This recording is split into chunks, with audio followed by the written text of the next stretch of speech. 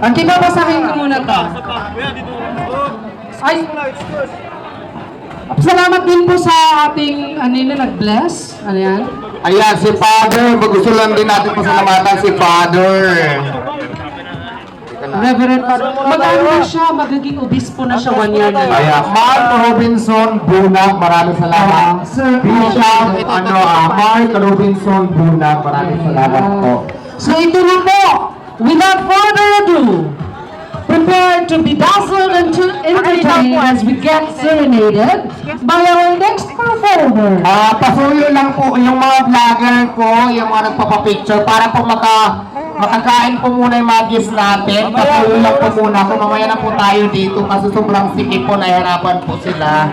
Nakikiusap po ako mamaya mag-picture-picture tayong lahat. Yung mga nandito po, pasuyo na lang po muna para po makakain yung mga gifts natin. Thank you so much. Patutugtog, may magpapatugtog ng violin na napakagaling naman talaga. Violin, di ba tawag yan? Okay. Violinista, yan. Ayan, so ito na ba talaga? Mag-introduce na ba tayo? Oo, ito na. Ito na talaga yun. Sige na, dalian mo na. Prepare to be dazzled and be entertained as we get serenaded by our next performer. Ay, sandali lang naman.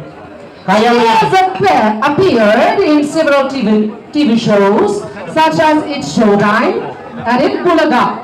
At 2019 Dawat Musika Award, Daming award. violinist, dancer, actress, model, singer, and a multimedia arts student at De La Salle College of